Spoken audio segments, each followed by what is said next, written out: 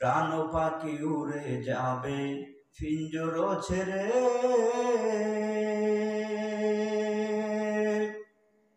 ধরা দামে সবই রবে তুমি যাবে চলে, প্রাণ পাখি চলে যাবে পিঞ্জর ছেড়ে, ধরা দামে সবই রবে তুমি যাবে চলে, বন্ধু বান্ধব যত মাতা পিতা তারা শত সকলেই হবে তোমার পর, রে মন আমার কেন বন্ধ দালান ঘর, একদিন মাটির ভিতরে হবে ঘর, রে মন আমার কেন বন্ধ দালান ঘর। চিল্লিয়ে বলেন কথা ঠিক না ঠিক? কিয়ামতের ময়দানে কোন সন্তান যদি মা বাবার উপরে এহসান না করে আমার আল্লাহ ধরবেন না, পাকড়াও করবেন না। যদি আপন সন্তান মা বাবার উপরে ইনসাফ না করে, বেইনসাফি করে, যেই পরিমাণ আপনার আমার পিছনে খরচ করেছেন, আমার টাকা আছে পয়সা আছে, আমি যদি আমার মা বাবার খোঁজ খবর না নেই, অসুস্থ হয়ে গেলে চিকিৎসার ব্যবস্থা না করি, আমার অর্থ আছে ধন সম্পদ আছে, কিয়ামতের ময়দানে আল্লাহর দরবারে জবাবদাহি করতে হবে। এমনকি কিয়ামতের ময়দানে অনেক সন্তানকে জাহান্নামের আগুনের মধ্যে জ্বলতে হবে। জোরে বলেন নাউজুবিল্লাহ। ওয়া বিল ওয়ালিদাইনি ইহসানা, হে সন্তান মা বাবা বেঁচে আছে, মা বাবার উপরে এহসান করো, এহসান করো। এহসান যদি করতে না পারো কমপক্ষে ইনসাফ করো। ইনসাফ যদি না করো কিয়ামতের ময়দানে জাহান্নামের আগুনে জ্বলতে হবে। জাহান্নামের আগুন এমন এক আগুন, দুনিয়ার সাধারণ আগুন সহ্য করতে পারো না রে বাবা। ওই জাহান্নামের আগুন দুনিয়ার আগুনের চাইতে 70 গুণ তাপমাত্রা বেশি হবে। ওই আগুন সহ্য করতে পারবি না, আগুন সহ্য করতে পারবি না। কত যুবক দেখা যায় মা বাবার উপরে ইহসান করা তো দূরের কথা, ইনসাফ করা দূরের কথা, লাঠি দিয়া মা বাবার উপরে আঘাত করে এমন বেয়াদব সন্তান বাংলার জমিনে আছে না নাই? আরো চিৎকার করে বলে এমন কুলাঙ্গার সন্তান আছে না নাই? এক সময় এগুলো বিশ্বাস হতো না যে কিভাবে মায়ের উপরে বাবার উপরে আঘাত করে মারে। 2 বছর আগে কুমিল্লার ব্রাহ্মণপাড়া উপজেলায় এক যুবক, বকাটে যুবক, গাঞ্জাখোর যুবক, প্রায় 1.5-2 হাত একটা লাঠি দ্বারা বাবার উপরে যেভাবে আঘাত করলো, ফেসবুকে ব্যাপক আকারে ভিডিওটা ভাইরাল হয়েছে। দেখে অনেক কষ্ট লাগলো। তখনই আমার মনে জাগলো যে এই বাংলার জমিনে এমনও কিছু কুলাঙ্গার সন্তান আছে যারা মায়ের উপরে বাবার উপরে হাত তুলতে পারে। ঠিক না ঠিক? জোরে আওয়াজ দিয়ে বলেন। ও যুবক, যারা মা বাবার উপরে নির্যাতন করবি, মা বাবাকে মারবি, অপমান করবি, তোর মা বাবার উপরে নির্যাতন করবি, সুতরাং তোর কপাল বেশি ভালো হবে না। তোর জন্য দুনিয়াটাই আল্লাহ জাহান্নাম বানিয়ে দিবে। ঠিক না ঠিক? জোরে বলেন। কারণ মা বাবার মাধ্যমে আল্লাহ পাঠাইছেন, সেই মায়ের উপরে ইহসান না করে, ইনসাফ না করে, মা বাবার সাথে বদ আচরণ করো, এটা কোনোদিন আমার মালিক আল্লাহ বরদাস্ত করবেন না, সহ্য করবেন না। অতএব আমরা সবাই আমাদের যাদের মা বাবা বেঁচে আছে, মা বাবার উপরে ইহসান করব, ইনসাফ তো অবশ্যই করব, কিন্তু মায়ের উপরে বাবার উপরে ইহসান করব। যা দিছে ডাবল দিব। রাজি আছেন তো ইনশাআল্লাহ? ভাইয়েরা আমার, কত যুবক দেখা যায় মায়ের উপরে নির্যাতন করে, বাবার উপরে নির্যাতন করে। 2 বছর আগের একটা ওয়াকিয়া, এক যুবক ডাক দিয়া বলতেছে, হুজুর আমার বাবা অনেক কষ্ট করে আমাকে লেখাপড়া করাইলেন। এই যুবক ভাই, এই পর্দার আড়ালের মা বোনরা, বৃদ্ধ বাবাজিরা কান লাগে কথাগুলো শোনো। যুবক বলেন, হুজুর আমাদের সংসার পরিচালনা করতে অনেক কষ্ট হতো, অনেক কষ্ট হতো। আমার বাবা বৃদ্ধ মানুষ, মানুষের কাজকর্ম করত, ওই কষ্টের অর্জিত টাকা পয়সাগুলো দিয়ে আমার বাবা আমাকে লেখাপড়া করাইতেন। আমাকে কোন সময় মানুষের কাজ তো দূরের কথা, নিজের কোনো কাজও করতে দেন নাই। একটা সময় হুজুর আমার পড়ালেখা প্রায় শেষ হয়ে গেল, এমত অবস্থা আমার আব্বা অসুস্থ হয়ে গেল। আমি আমার নিজের পকেট থেকে এমন একটা অবস্থা নাই, নিজের পকেট থেকে যে টাকা পয়সা দিয়ে আমি চিকিৎসা করাবো সেই অবস্থা আমার ছিল না গো হুজুর। কারণ আল্লাহ বলছেন ওয়াবিল ওয়ালিদাইনি ইহসানা। চিন্তায় পড়ে গেলাম, মালিক আমি কেমন করব। দেনা করে কিছু টাকা পয়সা দিয়ে মোটামুটি চিকিৎসা করা হলো, কিন্তু তার বাবা দুনিয়ার জমিন থেকে ইন্তেকাল হয়ে গেল। এবার যুবকের এয়ারপোর্টে সরকারি একটা চাকরি হয়ে গেল। যুবক প্রথম মাসের বেতন পাওয়ার পর এবার যুবক চোখের পানি ফালাইয়া কান্নাকাটি করে, আরে আজকে আমার বাবা নাই, যেই বাবা মাথার গাম পায়ে ফেলে এত কষ্ট করে আমাকে লেখাপড়া করাইলেন, আমার মা আছে, কোন দিন যেন আমার মা দুনিয়ার জমিন থেকে চলে যায়। যুবক বলেন হুজুর আমার কষ্টের অর্জিত টাকা পয়সা দিয়ে আমি কোনোদিন আমার বাবাকে একটা আপেল কিনে দিতে পারলাম না, একটা মালটা কিনেও দিতে পারলাম না, কারণ ওই সময় আমার নিজের কাছে কোনো টাকা পয়সা ছিল না। বাবার উপরে ভর করে আল্লাহ আমাকে চালাইতো।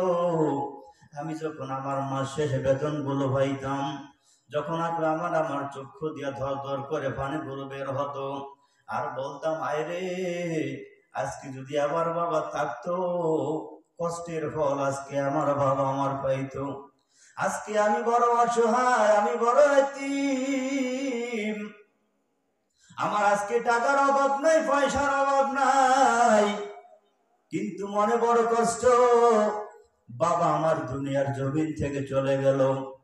ও কুদরতের মালিক তোমার কুদরতি পায়ে সালাম, আজকে আমার টাকার অভাব নাই, পয়সার অভাব নাই, আমার বাবাকে তুমি পরকালে আযাবে দিও না।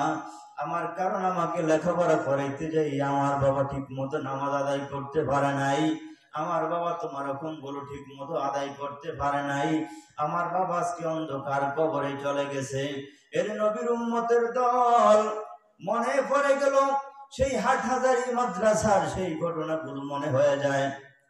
আজকে কোরআনের আলেমদেরকে পছন্দ করো না, কোরআনের আলেমদেরকে ভালোবাসার চেষ্টা করলি না, কোরআনের মাদ্রাসাকে পছন্দ করার চেষ্টা করো না।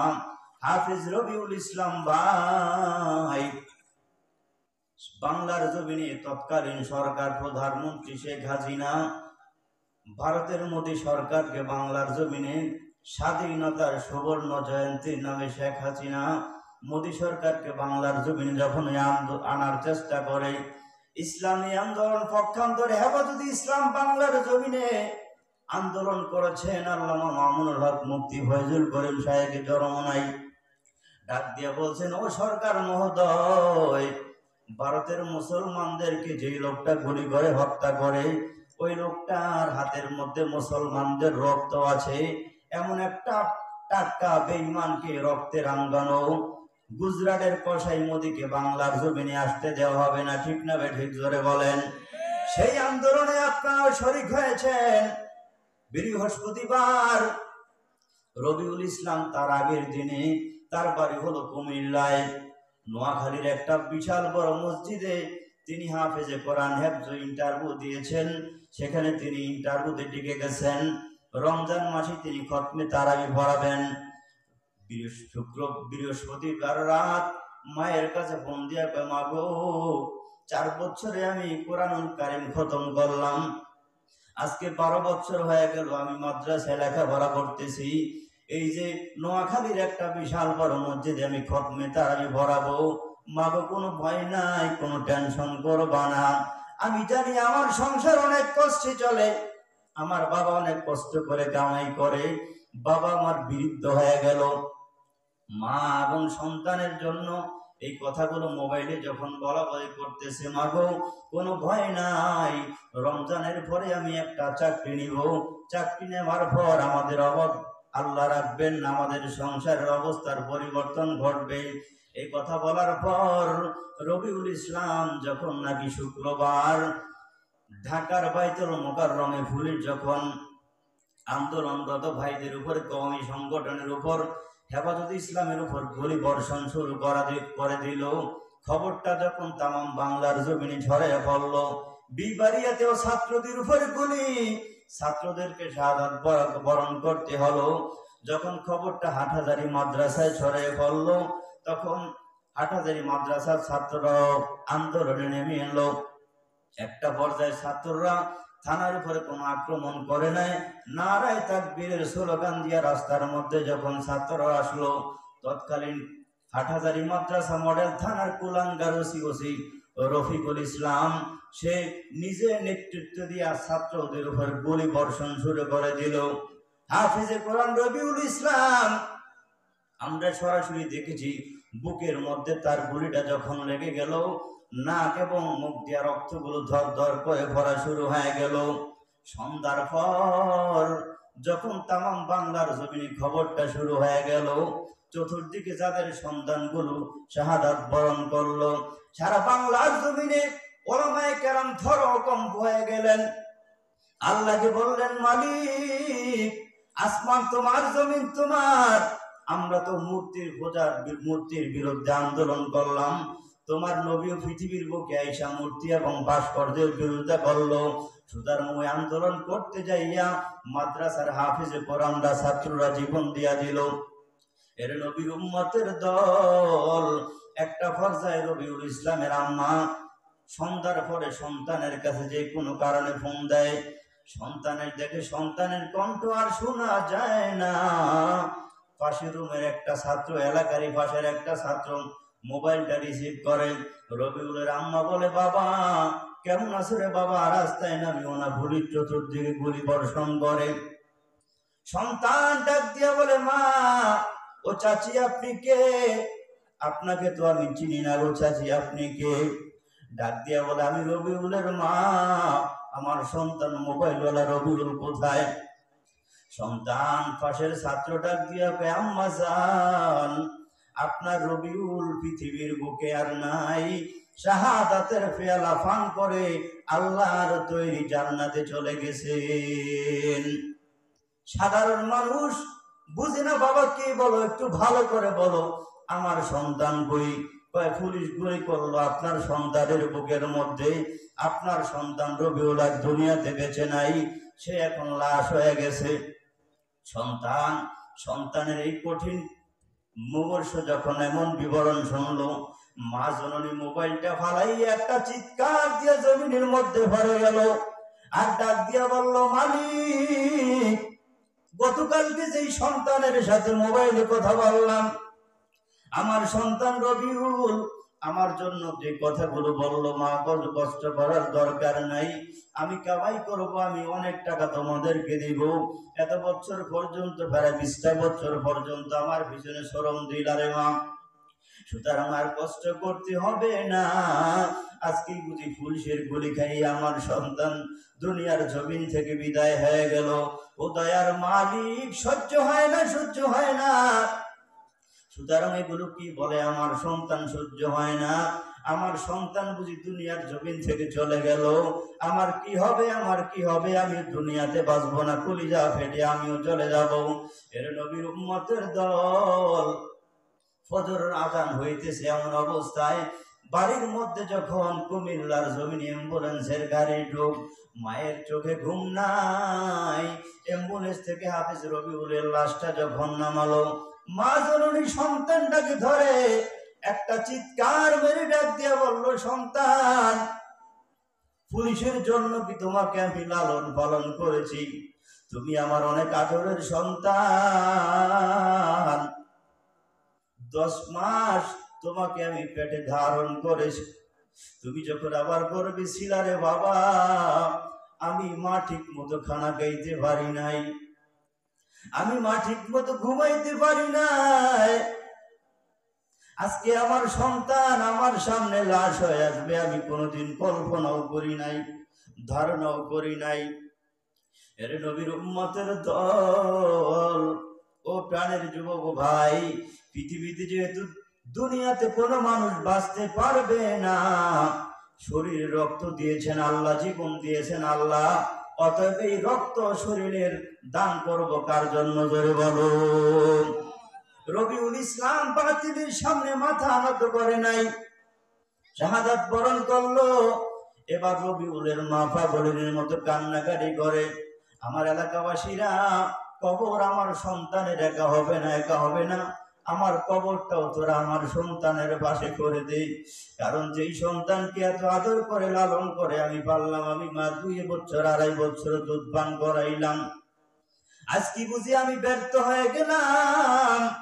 আজকে আমার মা, আমার সন্তান বুঝি, আমার সন্তান আমাকে লালন পালন করার আমার সেই সুযোগ খেদমত করার হলো না। কারণ জন্ম থেকে 5 বছর 7 বছর যখন আমার সন্তানের বয়স হলো, মাদ্রাসায় দিয়ে দিলাম হেফজখানায়, যারা পড়ে তারা বাড়িতে থাকতে পারে না। 12টা বছর 16টা বছর সন্তান লেখাপড়া করে মাদ্রাসায় রইল, আমি মায়ের কাছে ও সন্তানটা থাকতে পারলো না।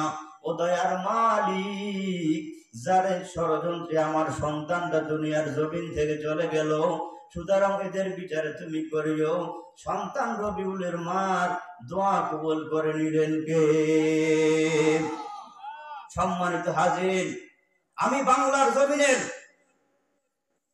অন্তর্বর্তীকালীন সরকারের প্রধান ডক্টর ইউনূস স্যারকে বলবো, কয়েকদিন আগে দেখেছি সেই কসিক কুলাঙ্গার রফিকুল ইসলামকে আদালত 6 দিনের রিমান্ড দিয়েছেন। অতএব সারা বাংলার জমিনে হেফাজত ইসলামের উপরে যেই সমস্ত ওসিদের নেতৃত্বে গুলি বর্ষণ করা হলো, এই দেশে আওয়ামী লীগ থাকবে, বিএনপি থাকবে, কোনো সমস্যা নাই, একজনই বলবে আর পুলিশ অর্ডার দিবে এই দেশের তাওহীদি জনতার উপরে বুকের উপরে গুলি চালাবে, এমন প্রশাসন বাংলার জমিনে আমরা চাই না। ঠিক না ঠিক জোরে বলেন?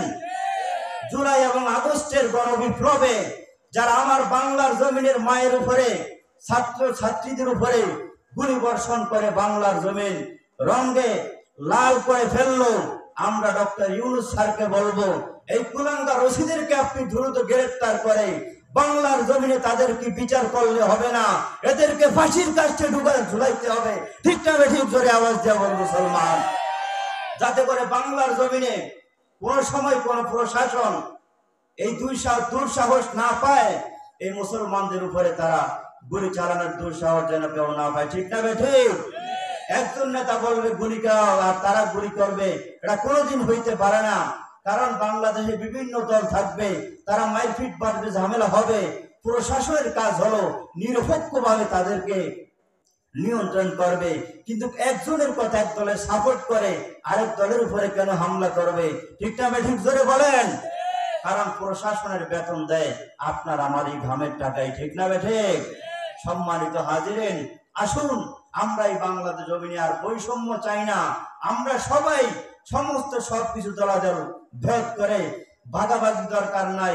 আমরা সবাই বাংলার জমিনে, আমাদের পরিচয় একটা, আমরা মুসলমান। আমাদের মালিককে জোরে বলেন?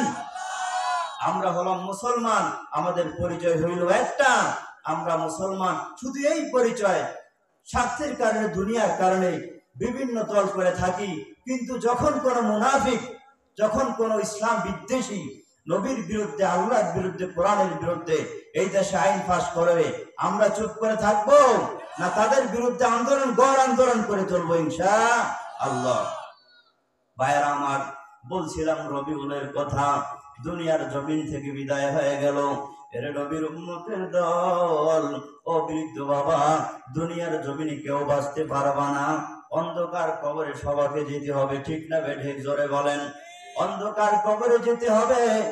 অতএব যাদের মা বাবা আছে, মা বাবার খেদমত করব, মা বাবার উপরে ইহসান করব।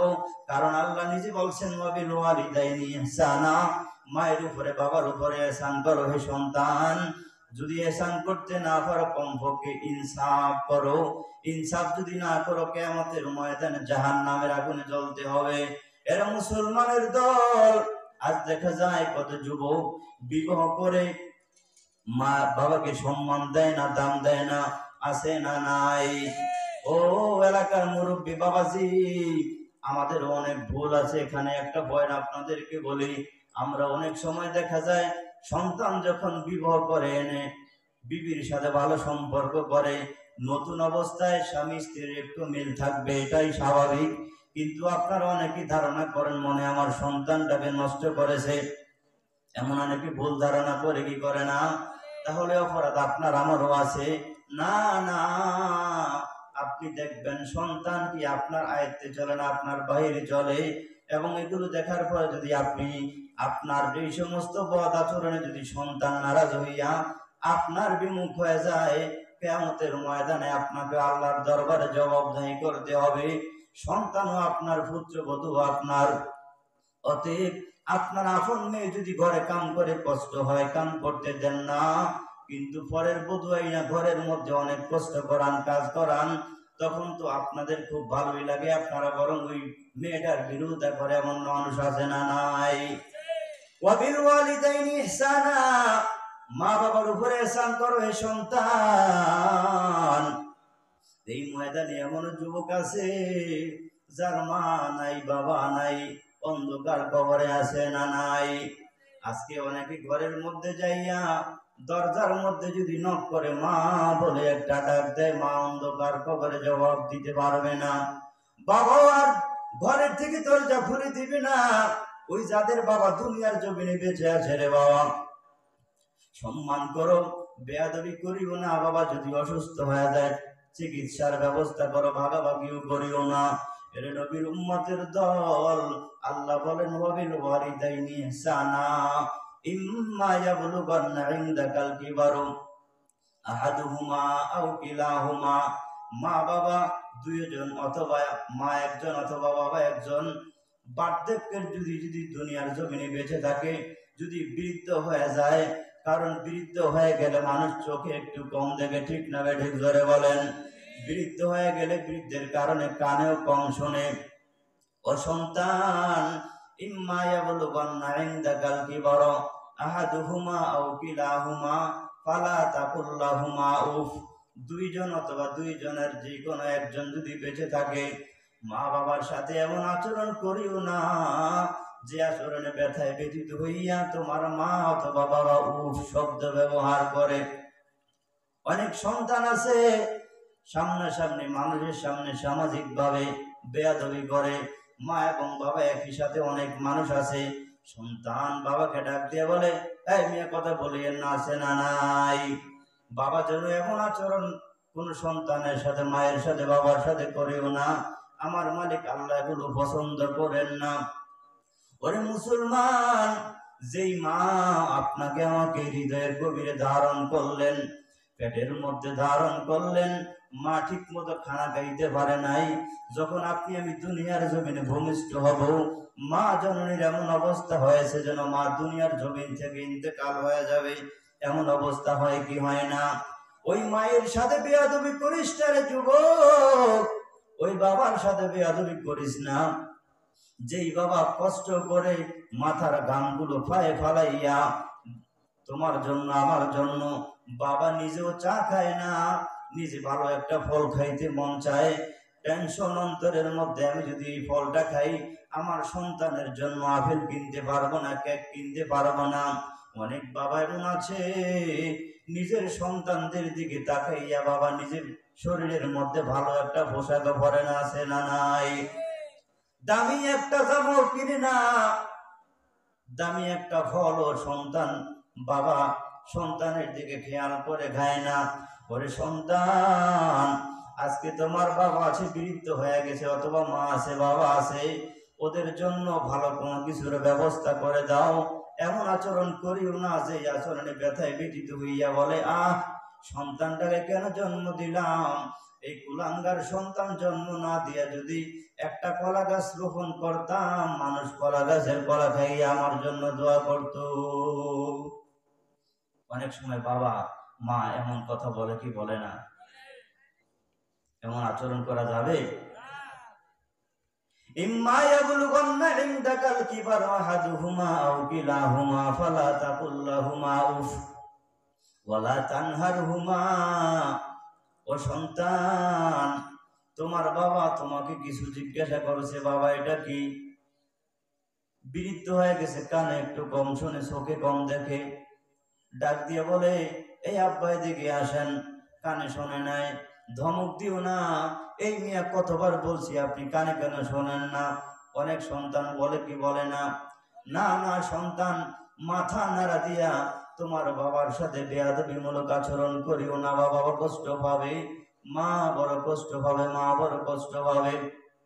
এর নবীর উম্মতের দল, মায়ের সাথে বেয়াদবি করা যায় না, কারণ নবী আলাইহিস সালাম বলছেন তোমার মা তোমার জন্য জান্নাত, তোমার বাবা তোমার জন্য জান্নাত।